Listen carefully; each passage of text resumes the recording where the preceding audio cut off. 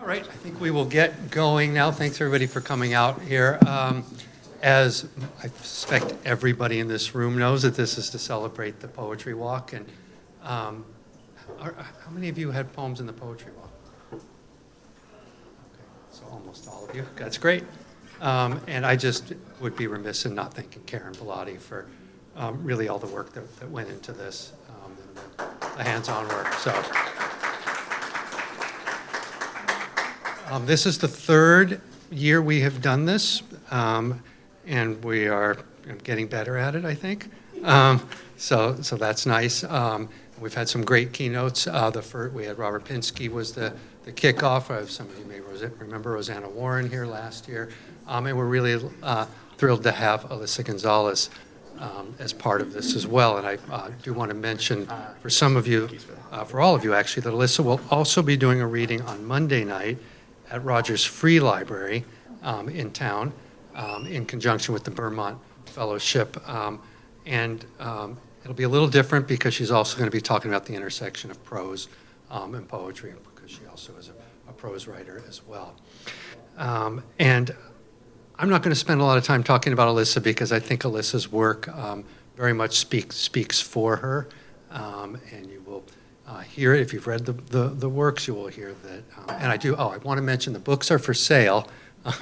Cue the commercial. Books are for sale in the back through the Roger Williams bookstore. However, they can only take cash, but they might negotiate a drop-in sale tomorrow at the bookstore if you give them your driver's license or something. I don't know what it would be. But anyway, as you'll hear from Elisa's work, it is work that is thoughtful. It is work that is personal. It is work that takes on a lot of issues with questions of self, identity, questions of rage, what it means to observe the world and be in the world at once. And again, I don't want to sit and analyze her poems for you, only to introduce Elisa and let her work speak for itself. So, thank you.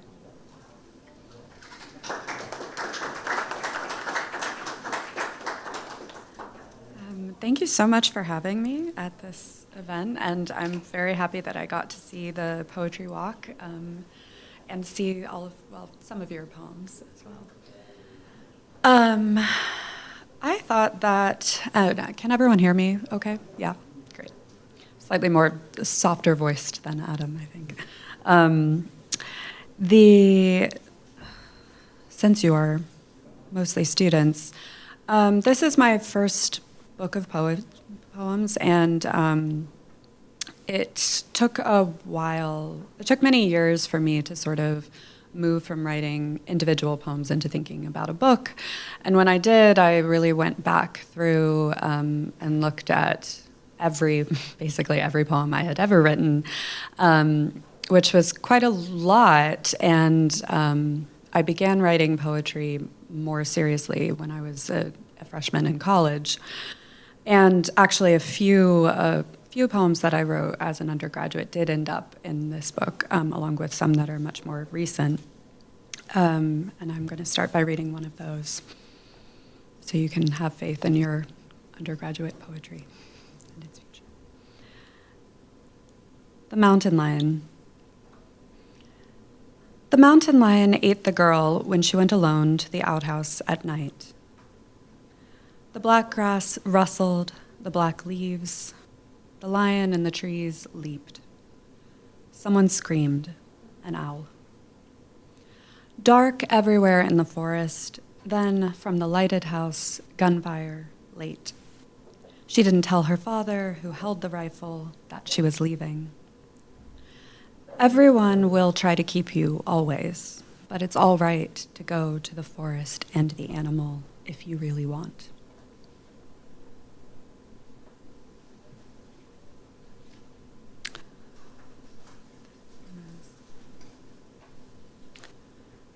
Failed essay on privilege.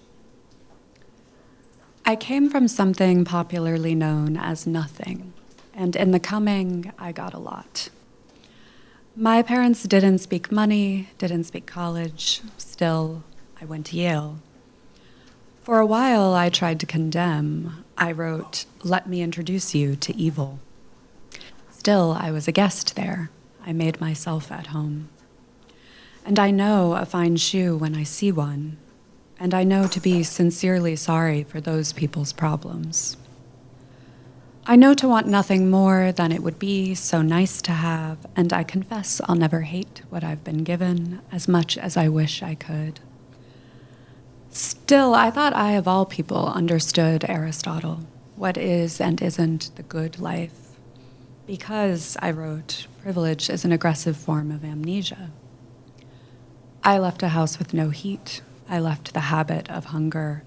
I left a room I shared with 7 brothers and sisters. I also left. Even the good is regrettable, or at least sometimes should be regretted. Yet to hate myself is not to absolve her.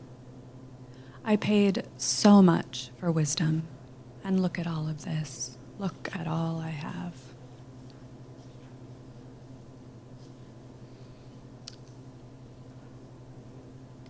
Fable. In the spring, ducks kick through reeds spreading shore to shore on the unnamed pond. The air reeks of ducks and thick propagating reeds. The children in the house like to watch from the window, though they turn afraid when the ducks flock. Ducks nip at ankles and toes. The mother and father let the reeds grow without objection, and the pond greens and stinks in the sweaty parts of summer when no one wants to be outside. Sometimes the father takes a gun off the wall and goes out to shoot at the ducks or the deer that come close to the house in the dregs of winter, as if they know something about what's inside and what could be given to them. Apple cores, hard, cracked corn aplenty. The deer stare into the windows. It makes the children sad, the same way the ducks dying makes them cry. But once, for Easter, their father gave them a pet duck, and they didn't take care of it. You see the problem. What does it matter if he shoots at the air or the duck or the deer when the air is grayed like strands of hair, and the children will cry in any case simply because they are children?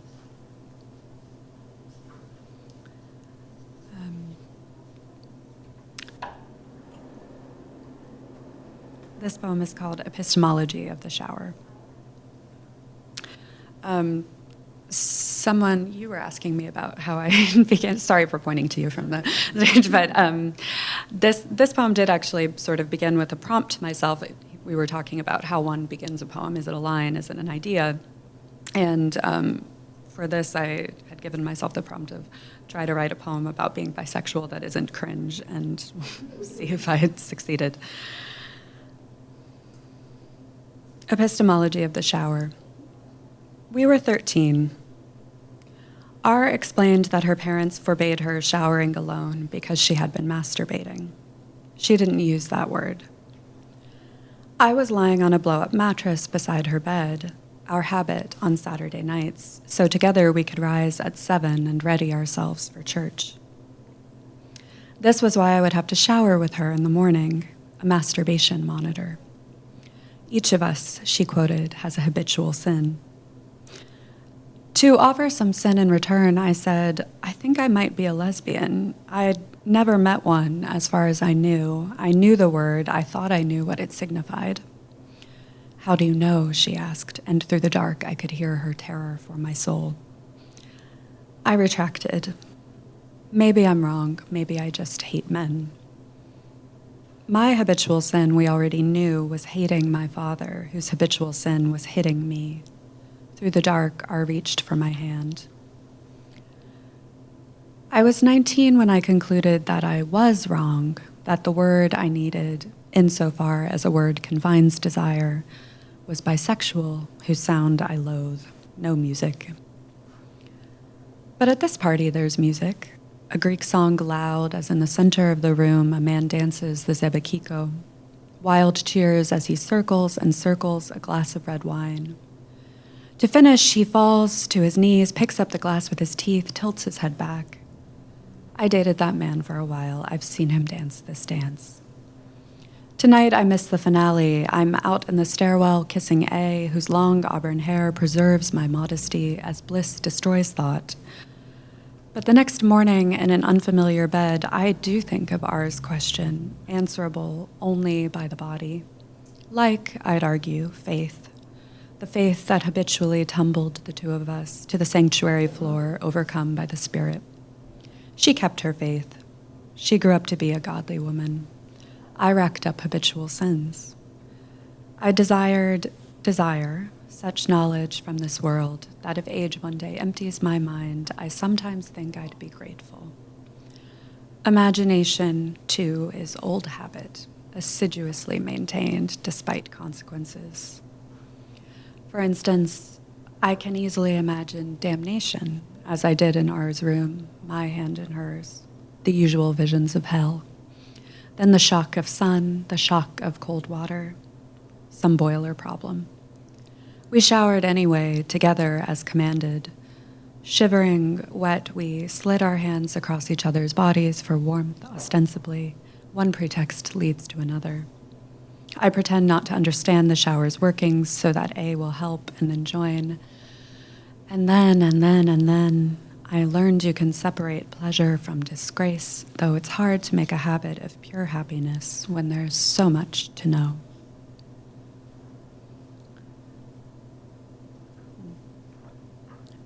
There are a lot of poems in this book that take place in different places.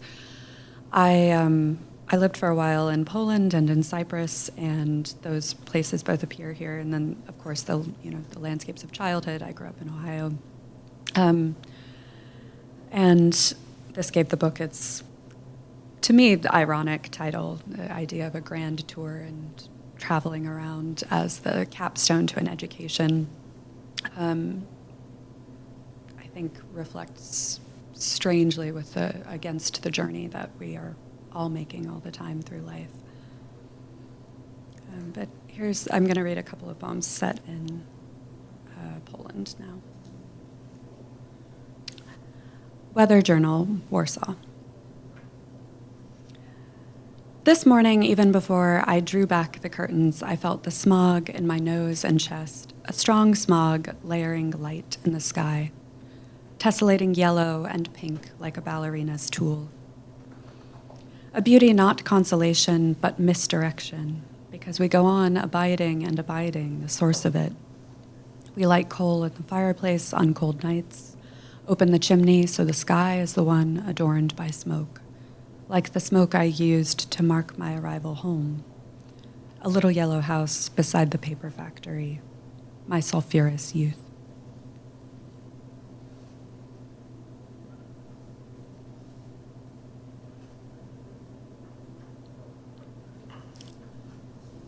On the night train from Gdańsk.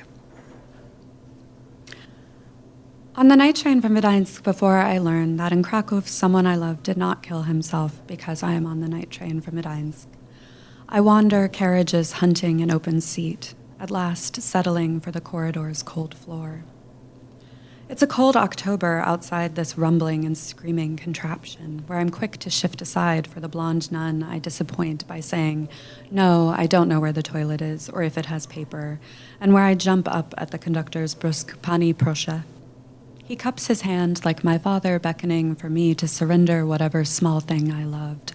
But this man needs a second-class ticket to validate my seat on the floor, my back against the cold wall, my hair tangled on a screw. On my knees, I prop the selfishness of others. Przepraszam, I say to everyone angry at my body's inconvenience, everyone who passes, including the nun who returns rubbing germs between her palms. Forgive me that I have a body, a thought I've had many times. My father, who hated my body, asks me to stand. No, it's the conductor talking, again, as if we're new to each other, as I've greeted people whose nakedness I regret touching. Forgive the weakness of the mind confronting the shames of the body. I thank the conductor. I cover my face with the selfishness of others. I close my eyes. This is before. I am telling a story of before. Before I learned to purchase first-class tickets, to choose trains from this millennium, not this creaking and wailing artifact, where an old woman wraps the conductor's shin with her cane as she berates him for the lurch, the crush, assigning him sole responsibility for all of Poland's trains, which he refuses. Forgive me for the sins of others. That's not something people say if they can help it. This is before again. Before the nun disembarking at a town I recall only as fluorescence, and the screech of brakes gives me her window seat for nothing I have done. The world becomes perfect in its repetition of vanishing, flash of light, then dark, again and again, signs of people I'll never meet. Many years before I arrived in Poland, I pictured myself wandering alone, away from my father's house, not realizing I was a child and children are the most hopeful narcissists. That wandering happens alongside others. What else didn't I know? That I would love places glimpsed through dirty glass, that now fondly I think of the couple splitting a ham sandwich, mayonnaise smeared beside me, and how suspiciously they regarded my hands. That I'd love that stupid sandwich, the dry, overheated air, the blushing ugliness of faces such as mine. The windows chill against my cheek, even that, despite its comfort. The conductor who once again checks my ticket. When I was young, I believed that one loves only what deserves love. Forgive me, Father, I said, that I am hateful. Glow of towns with names invisible passed by in a wheezing and roaring beast. Memory of childhood is a history of error. So I think on the night train from Gdańsk to Krakow, believing I am experienced enough in the daedal web of selfishness and love to pack the book away. Forgive me, he said, for even thinking about it. I thought about it before I thought about you finding my dead body. What else could I do but thank him? What else don't I know I've been spared? By others, by the faults of memory. The conductor taps my shoulder and the sandwich eaters call out in Polish then English to wake me. Przepraszam, this is your station. Down the platform, a dark-haired stranger approaches, listening to her own music, ticket in hand. Did she take my place? I've wondered since. I wondered, forgive me, even as he was talking, confessing as much as he thought I could bear.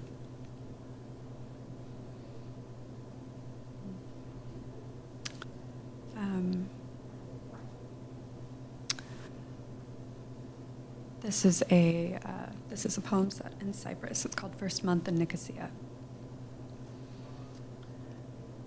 In our dreams, starlings fly roundelays above a city of ruins and tumble down into invisible trees, confused but alive. Out of the dust blots at first what seems a starling, what is a drone. Ah, here in these streets 700 years old, the disappointments of modernity patrol. Someone is shouting, what do you know? What do you even know? And I'm going to read 3 more poems. This one is...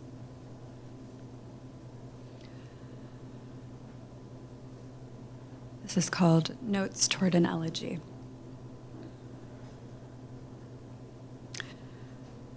The Cypriot sun is impatient, a woman undressed who can't spare the time to dress, so light like a vitrine holds even a storm. One day in the old city, a pineapple rain, and I'm on my way home from the pharmacy carrying my little bag of cures. Refuge at the cafe in the nameless square. Nihal brings espresso poured over ice, turns off the music. We listen to rain fall through the light until the end. White wine greening in a glass, lion rampant in the sky, moon reclined gorgeous in her silver shift. Polished newels, door askew in its frame. Hot mornings, hot apple tea, honeyed, the mountains of fist knuckled on the horizon. Dust is coming, dust is not yet here. Whenever her hands dance, I tell her how beautiful. She says there's so much other movement I do not perceive, and I accept the presence of dances invisible to me. Figs in the tree, figs on the stones, stains of rotting fruit spread in shadow at the sun's whim, that steady dissolution of body into form that signals the progress of a masterpiece. Copper bowl in her hands. In the bowl in the hands, olive leaves burn. I ask her to read to me. I like the way her voice handles words. What will she read? First she laughs. It's a good day to laugh. The coffee is strong and the light. Why read when we can talk, when all our friends are here? My perversity is silence, a shudder stopped in the throat. When all the time I hear her voice, I am glad my soul met your soul. Examples of what I do not know. It's just that for a time I took love out walking with me everywhere, and sometimes I thought, child, whose is this child? When it played in the square. A sunshine creature, terrifying. Yet still I looked at it like I've never looked at a stranger who promises water to the waterless for nothing. And now I lie awake pretending everyone in the world lies still the way the living are still. Not entirely, never entirely.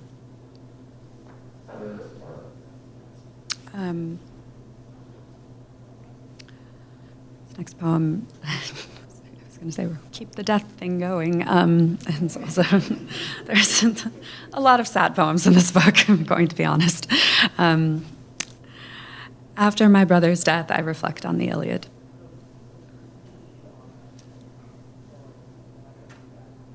The water cuts out while shampoo still clogs my hair.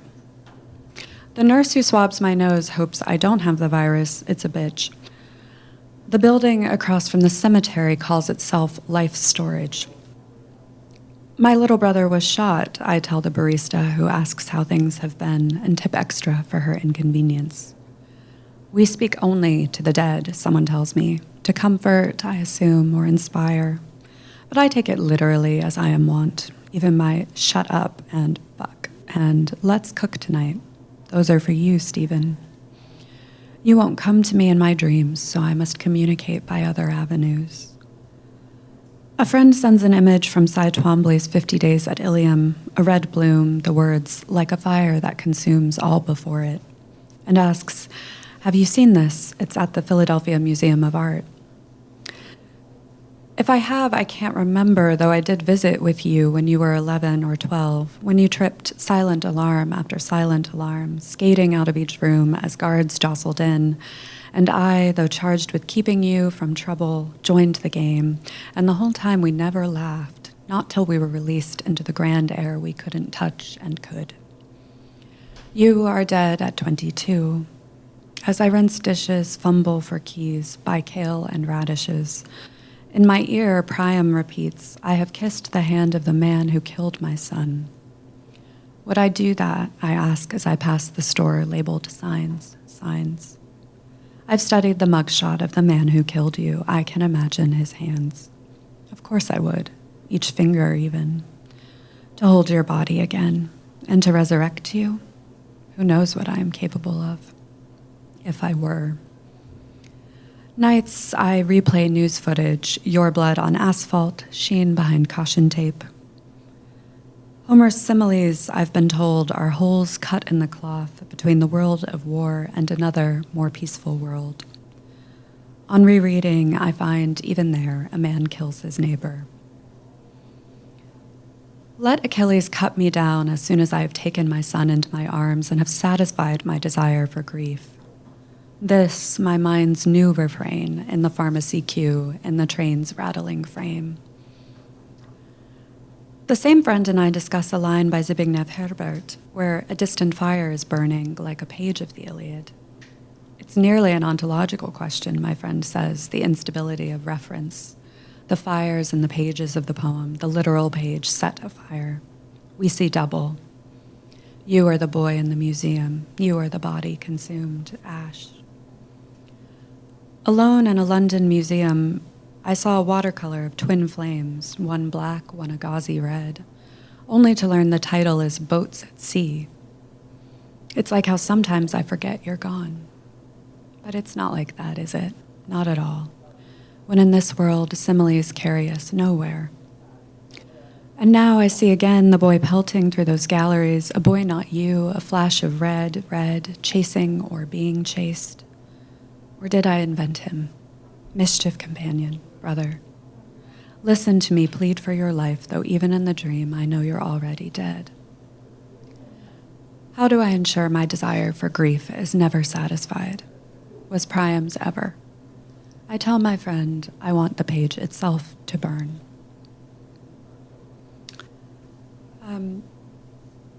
This last poem is called Roman Triptych.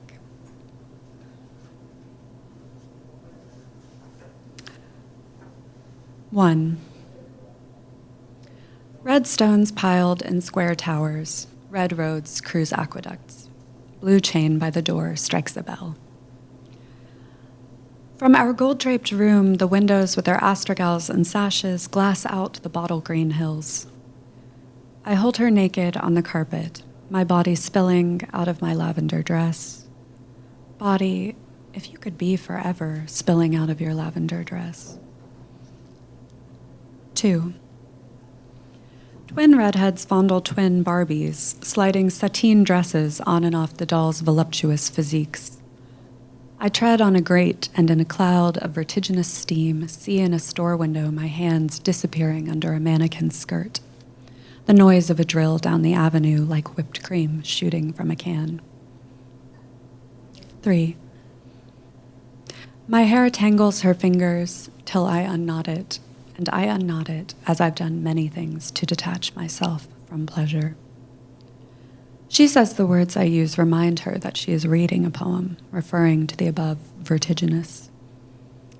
Reader, I want you to know you are reading a poem.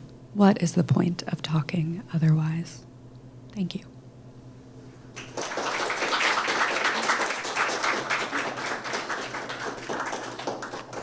Thank you so much for your patience and attention, and I think we have some time for questions if you have any.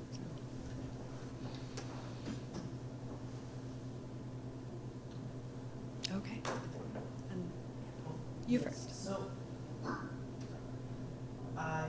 this might not be the best question, but what would you say inspired you to want to start collecting the poems you wrote into, I guess, a short booklet, book?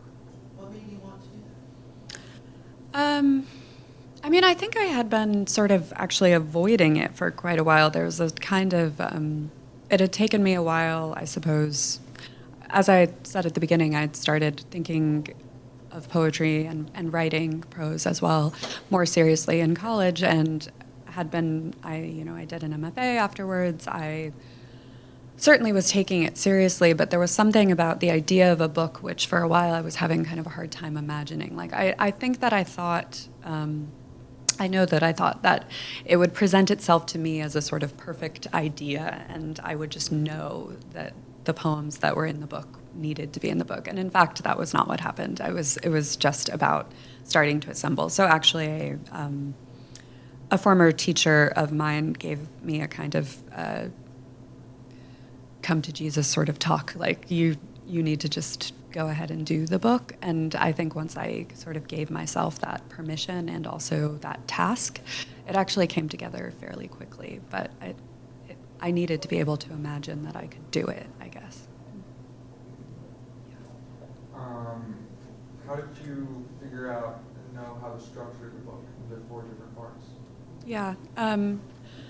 Trial and error, I would say. I wasn't like, oh, it'll definitely have 4 parts or it'll have any parts or something. But the first thing I did was to just choose what I thought were the best poems and then sort of keep whittling it down from there. And a lot of it I have found in putting the book together is there's one really key hurdle, which is starting to think of the book as like more, it's kind of like its own poem. And so there are poems that I thought were good, that I liked, but I couldn't fit them in or they didn't work, so I had to like jettison them, and that was painful. But it was in service of the book, and then the rest of it was just sort of moving things around and sort of trying to intuit how they would kind of correspond to each other and sort of chart. I wanted there to be a sort of a progression or a journey that people are going on while reading, but I really didn't want it to be just from childhood to adulthood, you know, like quite chronological. So it's quite mixed up in terms of time, and it's more about how do these themes and images develop on each other, if that makes sense. So, how many books have you written? And then also with that, what are the emotions of the publishing process? Big question. This is my first book. I have a nonfiction book that I'm finishing right now, and a novel that I'm going to revise later this year. Those are both under contract, so they'll be coming out in the next couple of years.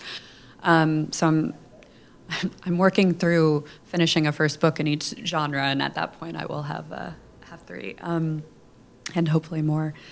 The publishing process, it's quite strange. I mean, I think that the experience of publishing and the experience of writing are just really different, as you guys probably know just from publishing anything.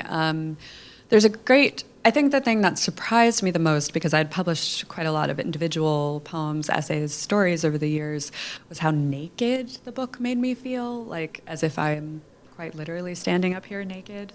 I think there's something about sort of putting so much of yourself, not just personal material, but like time and effort and care and things, that is an extraordinarily vulnerable position to be in. And it's certainly one that can be difficult. It can also, of course, be exciting when you feel like maybe all that, you know, work like actually did lead to some sort of genuine communication with another human being. I know there was a poem where I believe you mentioned that you were writing ever since you were like 6. Mhm. I was wondering if there was like a moment, like a single moment, that you realized that writing was what you wanted to dedicate your life. Great question. I really think that it's more like it's a commitment that has been renewed often, because there's been a lot of times in my life when I had to sort of maybe make a choice, like for instance about a job or something, and I've tried to hew always closely to a decision that has given me more time to write, more freedom, that kind of trying to find the way through the world that, like, you know, is mostly not incredibly supportive, and often the demands of everyday life are very much in conflict with the needs of writing. But I did also, I did have a very crucial encounter with a teacher when I was a freshman in college, who was the first person to say to me that I could be a writer. And I do think that I maybe needed to hear it from someone else. So I think that, you know, teaching these spaces are very powerful. Anyone else? Yes. What's the easiest to write, fiction, nonfiction? It's whatever I'm not writing at that particular moment. And it's quite serious. They all have their own challenges, but we were just talking earlier about how I'm like, as soon as I've been working a lot in prose in the last few months, especially very concentrated, and I'm like desperate to write poetry. I'm like, poetry is the true easy thing. It's always better. But sadly, all writing is hard. Yeah. Yes. What are common traps that you found in writing that you think would be good advice for the next generation of writers to try to not fall into this?